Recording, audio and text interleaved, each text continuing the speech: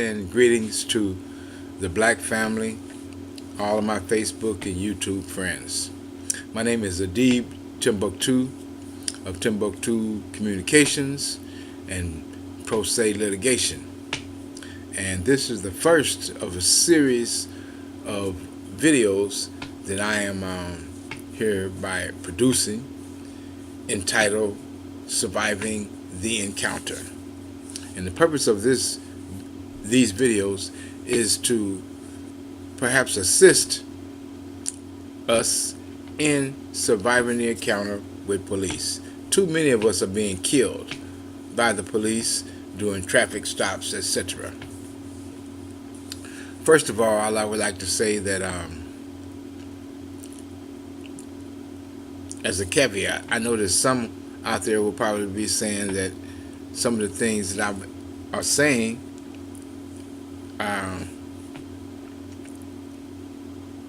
coonish or whatever, but I learned from the great Mao Zedong in the Red Book that he who runs away lives to fight another day. So let me begin. First, I think that we should do an exploration of our recent African American history, and specifically slavery. During slavery times, we were considered chattel slaves, chattel like cattle. We were property, and the U.S. Supreme Court had ruled that no rights that a black man had did a white man have to respect. Okay, this was in the great decision. What was that? Dred Scott, in the great Dred Scott decision. Okay.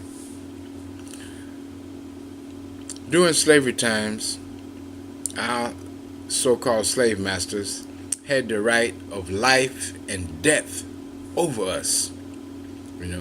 They could kill us if they so choose because we were their property.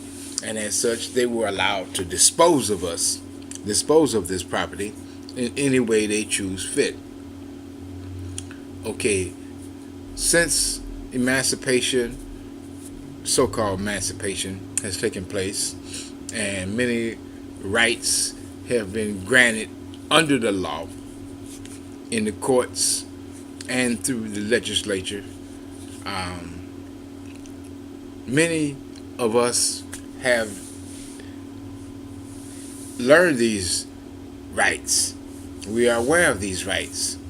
And when we are stopped by the police, we seek to exercise those rights. Okay? But we would be foolish to think that we have those rights. It is a well-known fact that the police still have the same rights as a slave master. They have the right to dispose of us as they so choose. They have the right of life and death over us. They can kill us at whim, and nothing will be done about it. Think about this.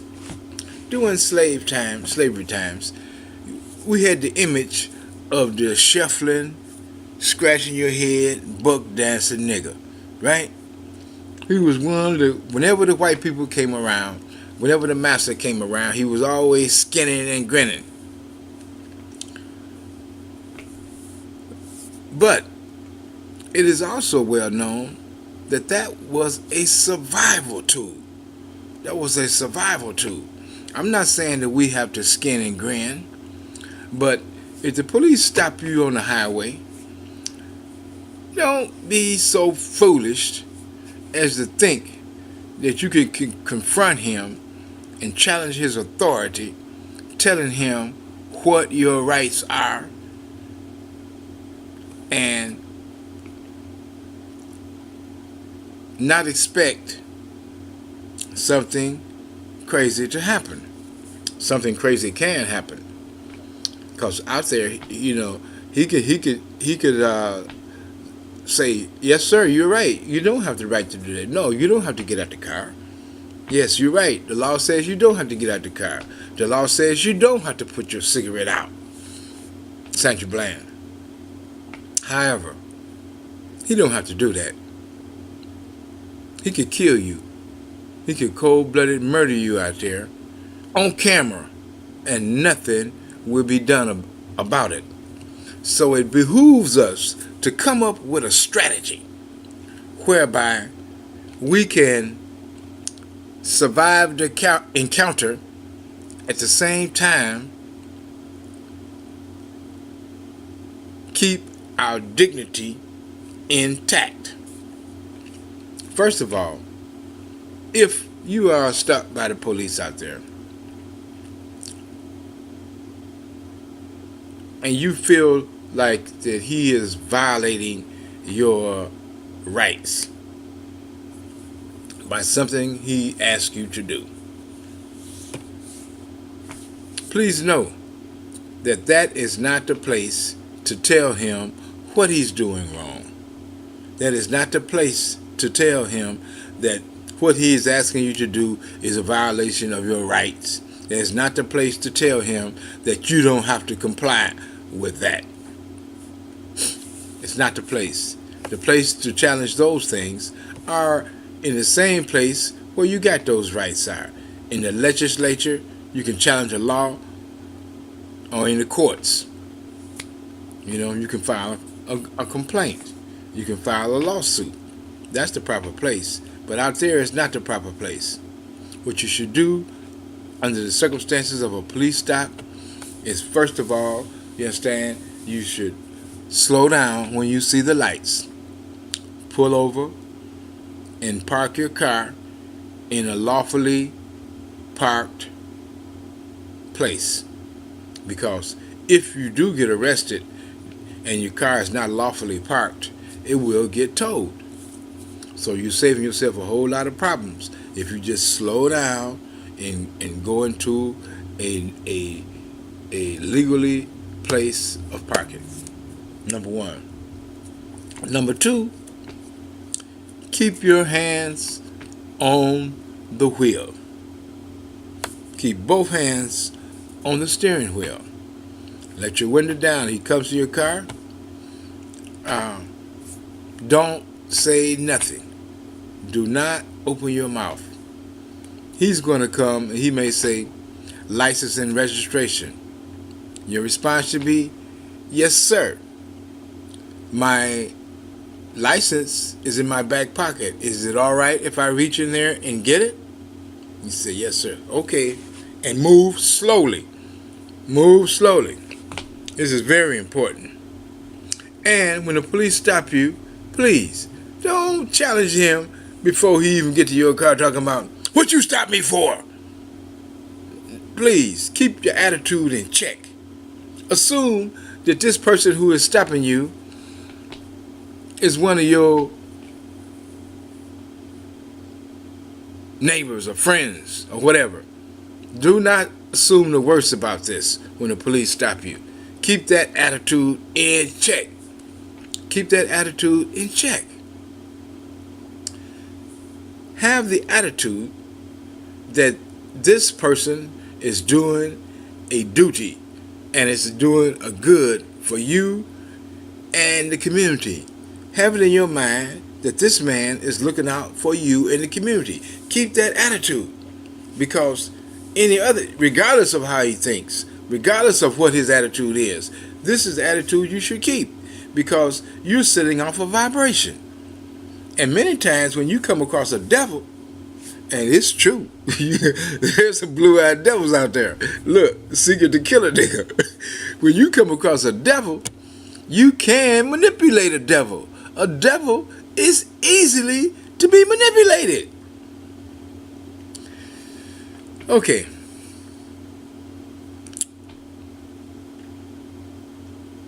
I'm going to have to do a series of videos because this is an extensive subject. But let me touch on a couple of more quick points. First of all, keep your attitude pleasant. Keep a pleasant attitude. No matter what type of attitude he displays towards you, if he displays an aggressive, a negative attitude towards you, do not respond to this.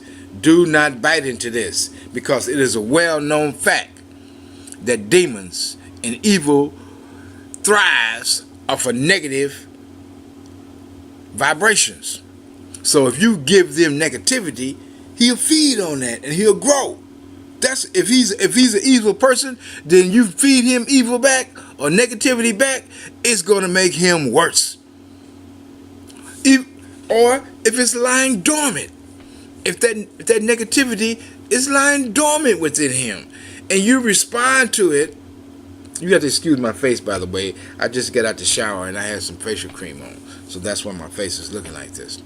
But if the negativity within him is lying dormant, there is a strong chance that you could incite it, feed it, and cause it to come to the forefront, to come out. You let the genie out the bottle. Okay?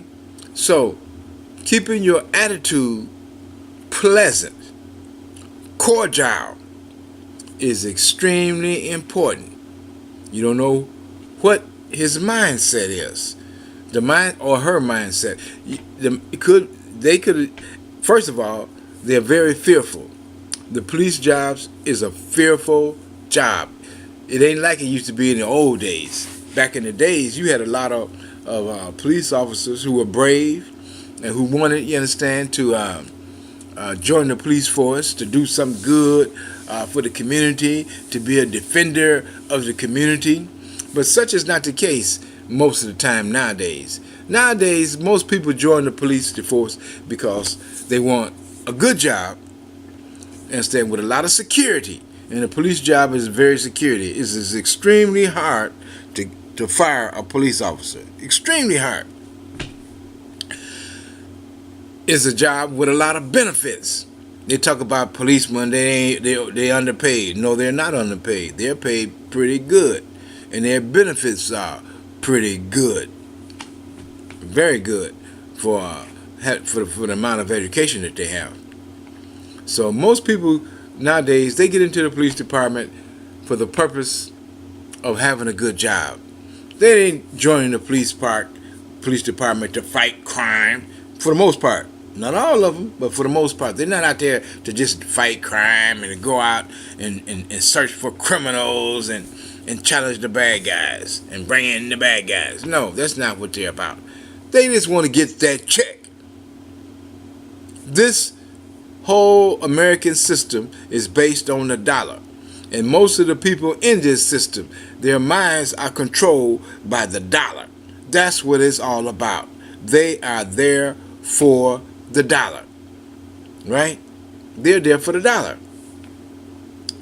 Many times they have to stop you because the dollar depends upon it. They have quotas and things of this nature to meet. Right? But they're not there because they're brave. As a matter of fact, many of the police are very fearful. They're very fearful because they have seen in firsthand and heard about firsthand at their roll calls or whatever about traffic stop. Guy jumps out shooting. Bow, bow, bow, bow, bow, bow, bow. Right? They've heard they've traffic stop when they're on the side giving a ticket or whatever, talking to a person. Here comes a drunk driver. A drunk driver kills the police. These type of things are always in the back of a policeman's mind when they go to work. What's in the back of his mind is getting back home. What's on the back of his mind is, this may be the day that I don't come home. Right? So there's a lot of fear there. They're not going to admit it, but there's a lot of fear there. Look, they got guns, they got mace, they got handcuffs, they got nightsticks, they got flak jackets, they got helmets, they got all kind of stuff. And still, with all of this stuff, they're fearful. They're scared of you. They're scared of a black planet. If we knew how powerful we were, you understand, we would understand their fear. You know, and so they're on edge every time they stop us. They're on edge. This could be the time. And not only are they scared of black men, they scared of black women too. They see all these videos and stuff of black women going nuts and doing crazy things, right? So they're afraid of us. They really are. An afraid person will kill you. A scared person will and can kill you. So it behooves us, if we want to survive this encounter with these people, that we have respect for the fact that many of them are afraid. In addition, you got other kinds that are out there. You understand? They're not so much fearful, but they're out there because, hey, it's already been proven that the Ku Klux Klan has infiltrated all the police forces across America. The Ku Klux Klan has invaded all of the police forces across America. One day, you might get stopped by that Ku Klux Klan. He may have it on his mind today. Oh, I would love for a nigger to give me the excuse to kill him today so I can get a vacation and get accolades from my peers, from my buddies on the force. Say, oh yeah, he killed the nigger, right? That could be his mindset when he pull you over to stop you. And when the person has that type of mindset, you do not want to give them any fuel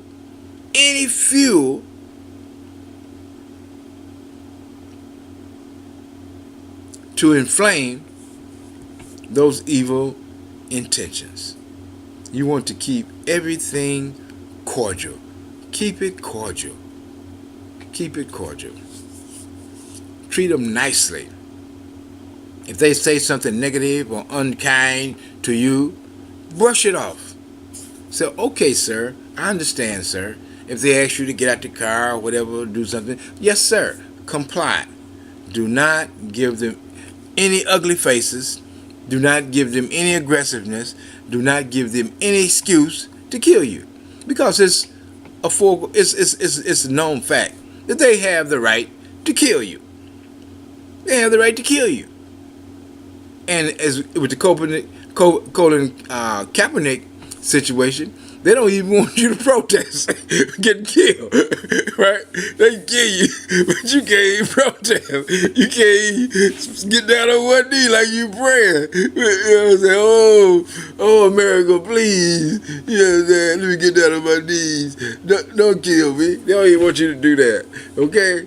So, and they'll stick together on that. They'll stick together. So, survive the encounter, brothers and sisters. Let's survive the encounter. Let's be mindful of our attitudes toward these people. Recognize that they come from a wide variety of mindsets and mentalities. You don't know what the circumstances or what the mindset of these people are when they stop you. So, keep it cordial. Don't give them no fuel, you understand, to put one of those slavery time lynchings on you, right? Don't give them no excuse, you know. Survive the encounter. One day you may have to skin and grin and buck dance for a while, but he who runs away, live to fight another day. Hello? Stay with us, you know. You choose the time when you want to sacrifice your life. Let us choose the time when we should put our lives on the line. Let me put it like that. Choose the time when you go out to put your life on the line. Don't let nobody else choose it for you. If you fall into his evil plan, he come in and he can incite you. He can get you to do something goofy. Because listen, even though they do have this right and they'll be vindicated, you understand, if they do kill you, you understand, they would always like you have certain little things that they can point to. They say, well, he was reaching for this, or he was doing this, or he was getting belligerent, he was acting suspicious. You've heard them all. There's a lot of different excuses they can use to escalate the situation, right?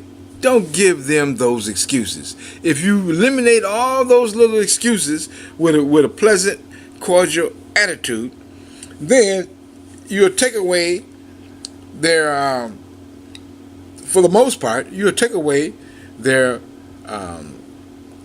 reasons or excuses to kill you. Take away their excuses to kill you. And then when the situation's over, they'll say in their mind, I was gonna kill that. I wanted to kill that nigga, but he was just too nice. He wouldn't say nothing out of the way. He wouldn't do nothing wrong. Okay, I'll catch me another one. I'm going to get me another one. And the only thing, and with this other one, I know they out there. All they have to do is get a little rough with them, or tell them to do something silly or something, and they'll do something that are going to give me an excuse. Because that's all I'm looking for is this excuse. There are those in the police department like that. So let's survive the encounters with those people. Let's conduct ourselves with decorum, with civility, with courteousness, moderation,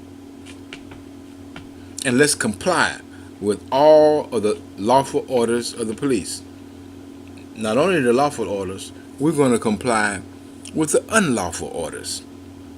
Because out there on the streets is not the place to challenge the legality of an order given you by the police. As a matter of fact, in many decisions, the courts have upheld that when the police has given a lawful order, an unlawful order, that they were justified in using extreme force against you when you fail to comply. Because even though the order is unlawful, under the law, you are required to comply, because that is not the place to contest the legality of any order